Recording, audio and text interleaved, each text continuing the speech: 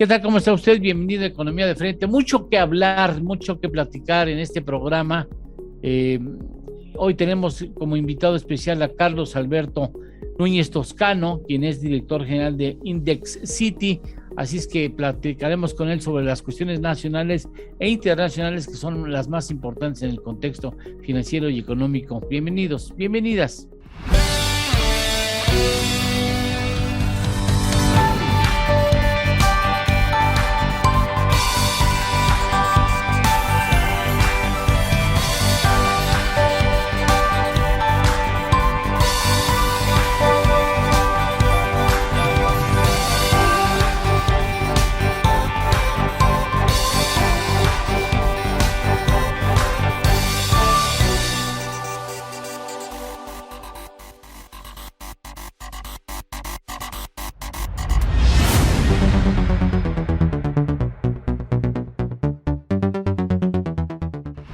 Bien, como dicta el protocolo de este programa, primero que nada agradecemos de manera muy especial a nuestro invitado especial, que en esta ocasión es Carlos Alberto Núñez Toscano, quien es el director general de Indexcity. Ahora sí lo dije bien. Gracias, Carlos, por estar con nosotros. También integrante del Comité de Análisis de la Asociación Mexicana de Intermediarios Bursátiles. Muchas gracias, Carlos, por estar con nosotros. Eduardo, un privilegio saludarte a ti, Ernesto, y a tu público. Gracias, gracias, y como siempre, pues nuestro compañero de fórmula muy querido, Ernesto Fares Santoscoy. ¿Cómo estás, Ernesto? ¿Qué tal? ¿Cómo están? Bueno, primero que nada, a ver, vamos con lo internacional, como proponía Ernesto, me parece buena estrategia, aunque merezca una reflexión así somera, no se nos puede pasar de lado lo que está sucediendo entre Ucrania, Rusia, ahí está también China, por supuesto está en Estados Unidos. Y este asunto, la pregunta sería, ¿puede repercutir en el mundo financiero internacional, Carlos?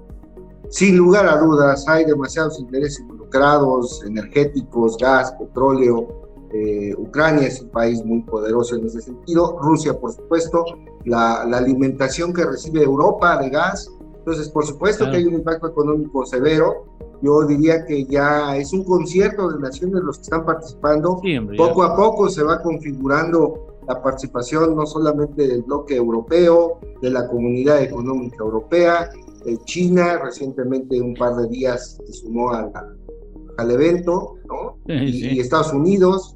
Entonces sí, por supuesto que tiene impactos. Sí, bien lo señalas, Carlos, el cóctel se va haciendo grande, ¿no? Pues mira, si la historia no nos deja mentir, recordemos un poquito de todos estos conflictos bélicos históricos, pues han nacido de 1, 2, 3, 4 y ya se sumó hasta el que le queda muy lejos. Entonces siempre aquí lo grave es que efectivamente siguen llegando invitados y no invitados a la fiesta. Sí, es cierto. Y eso, finalmente, ¿cuáles serían las repercusiones inmediatas a pensar o a considerar, Ernesto? Bueno, ya se han visto ya en los mercados cómo este riesgo de que pudiera desatarse un conflicto armado ahí, ya disparó los precios del petróleo, los precios del gas, y a su vez eso pues ha generado otra serie de consecuencias económicas, como que los bancos centrales están empezando ya a actuar, los bancos centrales de los países ricos, que originalmente se pensaba que no iba a haber nada este año. Después, no, que van a empezar a subir la tasa a finales del año. Y luego, a mediados. Marzo, ya, la semana que entra. Y bueno, pues ya empezó a haber repercusiones en varios bancos centrales, ¿no? Así que luego tocamos ese tema. Como nunca antes se había visto, Carlos, habrá movimientos en las estrategias monetarias de prácticamente todo el mundo. Ya lo hace Inglaterra, ¿no? Ya lo va a hacer o lo ha hecho Brasil. Ahorita nos comentes en qué nivel están sus tasas. Todo mundo ajusta, todo mundo va a ajustar el cinturón y va a empezar a recoger dinero como nunca antes había sucedido en la historia financiera de la humanidad, Carlos. Mira, yo tengo una visión en el tema de inflación. La verdad es que el mundo en particular no había vivido una inflación global después de la Segunda Guerra Mundial. Había habido regiones como América Latina, el propio México, recordemos que le quitamos 3 ceros a nuestra moneda, claro, pero derivado de algunas otras circunstancias particulares. Hoy en día, digamos que tenemos un horizonte que bien has comentado de una incertidumbre general, en donde los pronósticos pueden cambiar pues, con la misma volatilidad de los mercados, ¿no? El crecimiento, las estimaciones de crecimiento pueden cambiar de un mes a otro o de semana a otro. Algunos bancos centrales tienen la misión de controlar inflación solamente, algunos tienen una misión adicional de vigilar el crecimiento de los países. Entonces, en ese entorno, pues empiezan a reaccionar. Como bien dices, Brasil, en el caso de América Latina, su tasa ya está por arriba del 10%. Argentina, aunque Argentina tiene algunos otros elementos, sí, la FED no tardará, y México, en consecuencia, tan cerca como mañana mismo, veremos en qué condiciones de tesitura puede ser. Europa, por supuesto, que va a tener estos cambios, aunque pues ahí Inglaterra ya está tocando la parte, Italia, España, que son los que van a empezar a reaccionar, ¿no? Valdría la pena explicarle al público, Ernesto, que este programa se graba un día antes de que sale al aire y por ende no conocemos, al momento de realizar esta grabación, no conocemos cuál será la decisión en la primera reunión que tiene el Banco Central Mexicano para revisar su tasa de interés de referencia, aunque sí, lo más posible es que haya un incremento. Yo no sé, tú, Ernesto, tú lo ves de 1/4 punto porcentual. Mira, primero complemento lo que comentaba Carlos Alberto. Los bancos centrales de varios países emergentes se adelantaron a los movimientos de los bancos centrales de los países ricos y han empezado a subir su tasa de interés en la medida que han sentido una inflación más alta de lo tolerable, ¿no? Y entonces, pues tenemos el caso del Banco de México, que ha aumentado hasta ahora en 5 ocasiones su tasa de interés. Prácticamente pues, la ha llevado a un nivel, yo te diría, bastante competitivo, pero está preparado para lo que sigue, ¿no? Que es cuando otros bancos centrales de los países ricos, particularmente la Reserva Federal, incrementen sus tasas. Pero lo que estamos viendo es que, por ejemplo, el Banco de la Reserva Federal sí ya dijo, a partir de marzo termino el tapering, que es irle cerrando la llave a la creación de dinero, dejo de crear dinero en marzo y voy a empezar a recoger dinero inmediatamente después. Y también ha advertido que en marzo probablemente haga el primer incremento de tasa, es decir, inaugure su ciclo alcista de tasas. Pero ya vimos la semana pasada al Banco Central inglés, en Inglaterra también la inflación está disparada, fuera de control, ¿no? Que el banco inglés ya subió también su tasa de interés, cosa que a finales del año pasado no se veía posible. Bueno, lo más extraño es que adentro del Comité de Política Monetaria del Banco Inglés, de 9 miembros, 4 votaron por un incremento de 0,5 punto, ¿no? Entonces, con una persona más que se hubiera pasado de ese lado de la cancha, pues ya hubiera el Banco Inglés incrementado en 0,5 punto la tasa. Y es probable que el Banco del Euro, el Banco Central del Euro, pues también tenga que empezar a cerrar la llave a la creación de euros y que tenga que empezar a incrementar su tasa de interés en la segunda mitad de este año. Por lo pronto es lo que se ve ahora. Y eso pues va a tener repercusiones en todo el mundo. Permíteme una pausa. Claro que sí. Permíteme una pausa. Y lamento haberte cortado un poco la idea, pero vamos a una pausa y regresamos. Estamos aquí en Economía de Frente.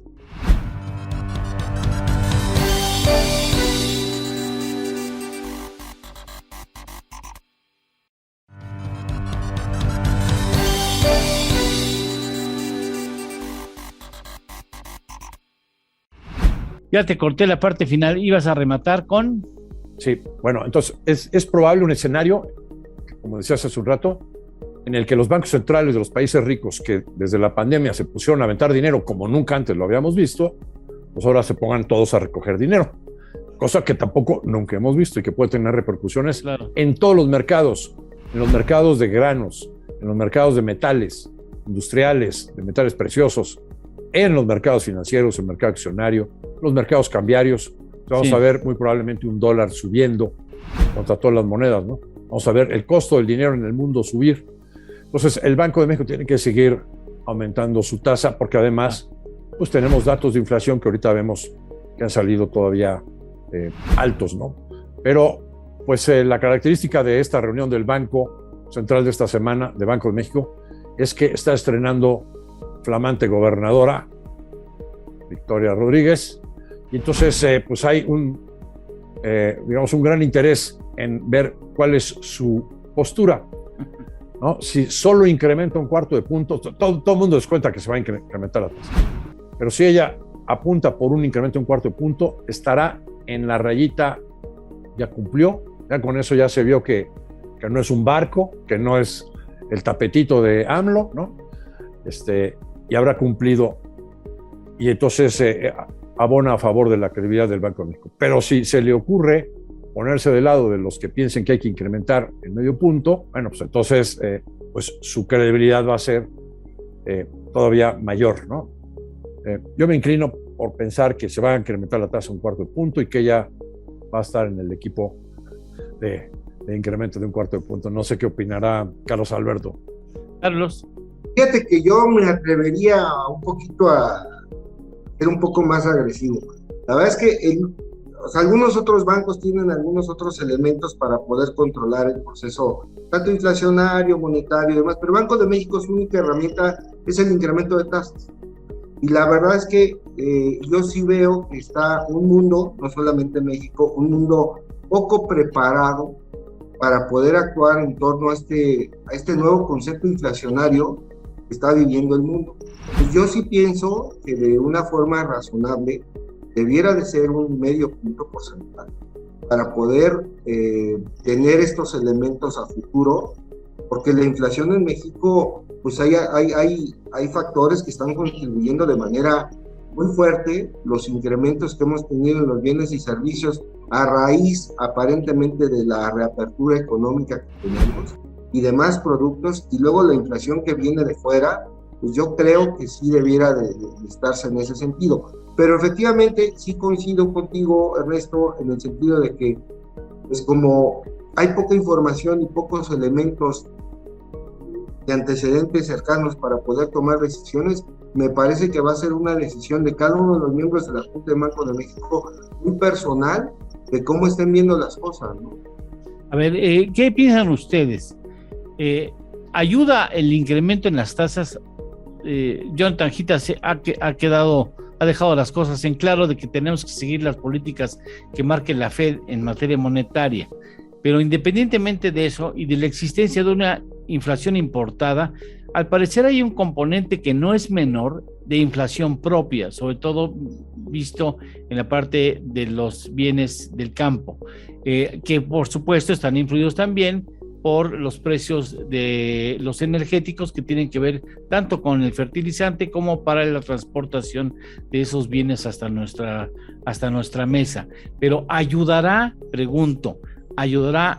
realmente a abatir la inflación, a pesar de que no es una inflación que esté surgida fundamentalmente de la demanda, sino por el lado de la oferta, Ernesto? Teóricamente, no. Un incremento en la tasa de interés cuando tienes una inflación importada no sirve de nada. Pero aquí estamos en ese otro contexto, en el contexto de que vamos a ver esa contracción monetaria global. ¿Qué implica eso?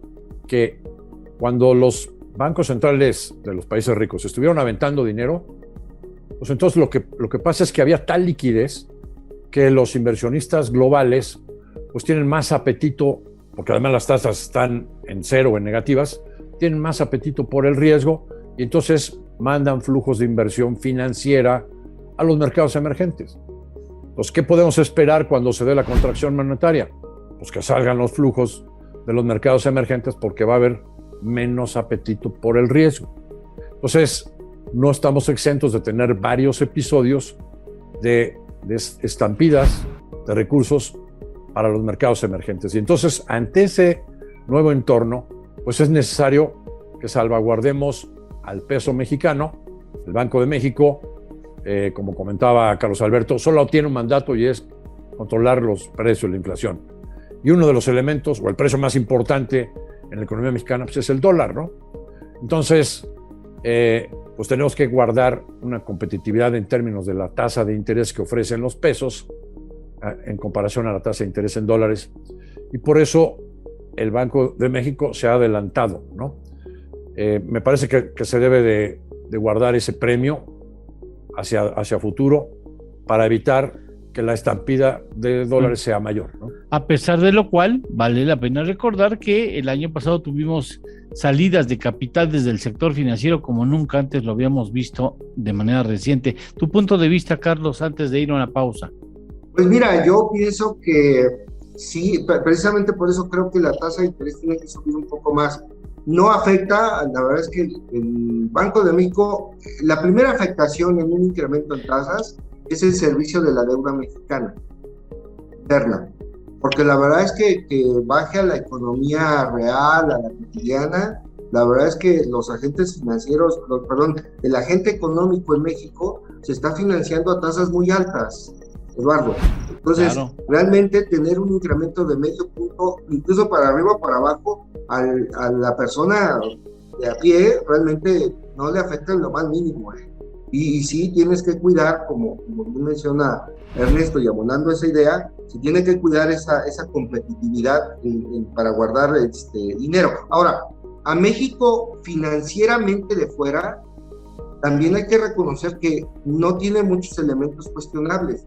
Su calificación se mantiene estable, no incrementó la deuda, el peso mexicano ha estado estable. Entonces, la foto que ve la gente de fuera probablemente tenga otros elementos a los que internamente estamos viendo. Bien, permítame ir a una pausa. Tenemos que ir a una pausa y regresamos ya para finalizar el programa.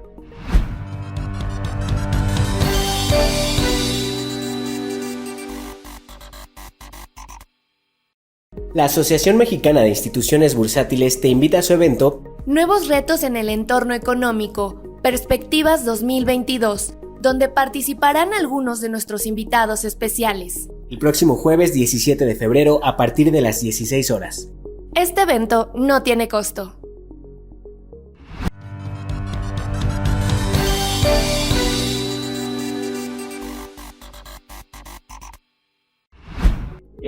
Si bien no nos tocó la decisión del Banco Central Mexicano en cuanto a las tasas de interés de referencia, sí nos tocó hoy la inflación. Día en que grabamos este programa, la inflación está en 7.07, si no me recuerdo, Ernesto, 7.07. 7.07, así es. 7.0. Y la pregunta sería para ustedes, comenzando contigo, Ernesto, es ¿va realmente, ve una tendencia, se puede apreciar una tendencia descendente? En la inflación general, sí. La inflación a su vez tiene dos componentes, ¿no? La parte subyacente, que es, digamos, la inflación quitando los elementos más volátiles, y la parte de los elementos, de los componentes volátiles, que son los precios de la energía y los precios de los perecederos. En la parte que no contempla estos elementos volátiles, sí estamos viendo una baja importante en la inflación, pero todavía está muy por arriba de lo deseado. Esa inflación, pues hoy en día está, de acuerdo al reporte, ahorita te digo, tengo el acordeón aquí, en 9.68. La inflación estaba arriba esa inflación estaba arriba del 10, ¿no? Y ha venido bajando hacia el 9.68 anual. Y sigue siendo alta. Sí, muy alta. Pero la inflación que se conoce como subyacente, la volátil, la de gasolina, energía eléctrica y precios de perecederos, esa está sube, no para de subir, y está en 6.21. ¿No? Ahí es cuando dices, bueno, pues es que subir la tasa pues no va a arreglar nada, porque pues esto tiene que ver con que se sube el precio del petróleo y del gas en el mundo por el problema de Ucrania, y porque los miembros de la OPEP decidieron incrementar muy poquito su oferta de petróleo, solo en 400,000 barriles, y no dan su brazo a torcer para incrementar más su producción, y entonces por eso tenemos los precios de los energéticos subiendo. Pero la inflación al productor también está arriba del 9% anual. Entonces las empresas están teniendo costos muy altos. ¿Que tendrá que repercutir en algún porcentaje, Carlos? En alguna manera nos van a pasar la cuenta, ¿no? Sin lugar a dudas. Mira, las proyecciones de Banco de México, que pues es nuestra guía y que han sido serias, ¿no? sí pronostican una baja para a partir del mes de mayo, junio, que pudiera empezar a minorar este crecimiento. Sin embargo, estos temas externos pueden ser delicados. Y si sumamos un poco el tema de esta contracción económica derivado de recoger el dinero, a mí me parece que hay muchos elementos que pueden influir en que siga distorsionada la inflación. Así creo que tenemos que tener mucho cuidado en ese sentido. Hay factores que no podemos controlar internamente y hay algunos que nos van a afectar internamente, ¿no? Del asunto de la reforma, la contrarreforma energética que plantea el gobierno, desde el año pasado le estamos dando vuelta al atole, ¿no? Y ya el asunto, yo siento que va creciendo en preocupación, sobre todo con nuestros vecinos. Ya ameritó no nada más que el gobierno de Estados Unidos mandara a su secretaria de Energía, ¿sí? Sino ahora manda un embajador especial, ¿no? Exacto. De la estatura del señor Kelly, para hablar directamente con el presidente sobre el tema. Sí. Y el presidente pues ya empezó a suavizarse y ya declaró... ¿Tú crees? Ya declaró que no, sí nos interesan las energías limpias. Queremos aprovechar el sol, el agua, el aire. Sí nos interesa para otro sexenio. Con el sector privado estamos buscando maneras de que sí. Bueno, ya lo declaró ayer, ¿no? Así como que no, pero esa no soy tan radical. Eso dice y después actúa de una manera diferente. Pues, digo, si ves cómo está la reforma ahorita, lo que está en la iniciativa de reforma, pues es totalmente contraria a las energías limpias y al sector privado. Claro. Totalmente contraria, ¿no? Totalmente retrógrada, digamos. ¿Tú cómo lo ves, Carlos?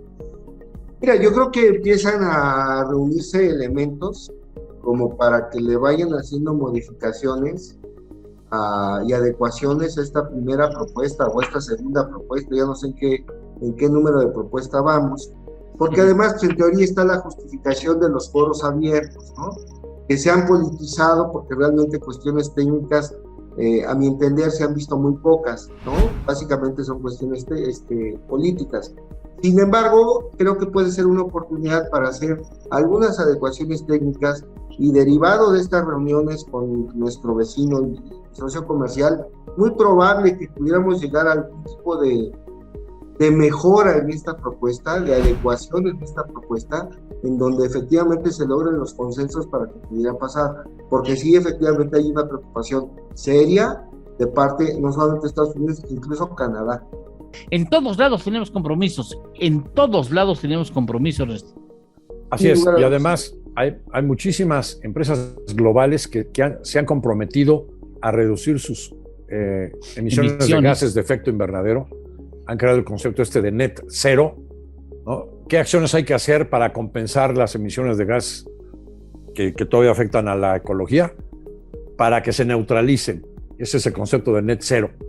Y en lo que podemos ver de las grandes petroleras del mundo y de las grandes compañías de electricidad también del mundo, sean privadas o sean públicas, todas tienen ya sus compromisos, sus planes net cero. A mí me encantaría que esta reforma más bien se convirtiera en la oportunidad de que tanto Pemex como CFE lanzaran sus programas net cero. ¿Por qué? Porque si no lo hacen, las empresas grandes exportadoras, sean de capital extranjero o nacional, se van a tener que ir a otro lado a operar. Pues miren, solamente me queda la necesidad y lamento que no haya oportunidad para seguir analizando algunos otros temas, pero la oportunidad de agradecer de manera muy especial a Carlos Alberto Núñez Toscano. Gracias, Carlos, por estar con nosotros en esta Tu Casa Siempre. Gracias, Eduardo, un gusto y disfruté mucho estos momentos. Pues sí, espero que pronto estés de regreso con nosotros. Siempre a tus órdenes. Gracias y saludos. Y que tengamos más elementos positivos para comentar. Sí, ojalá. Hay eventualmente, digo, nada más un último comentario. Fíjate que hay elementos, tal vez de repente debíamos de sacar qué es lo bueno que hay en la economía mexicana, porque sí hay esfuerzos de empresas, hay esfuerzos de la gente del sector financiero, construcción, o sea, de repente hay datos muy interesantes. En pandemia, nada más para cerrar, la industria de la construcción facturó más de $1 billón el año pasado, o sea, no es un tema menor. Bueno, hacemos el compromiso próximamente, antes de un mes de vernos para ver las cosas positivas, ¿no? Cuenta con él. Bueno, pues Ernesto Farrell, muchas gracias. Como la reina de Inglaterra. Como lo hace la reina de Inglaterra. Sí.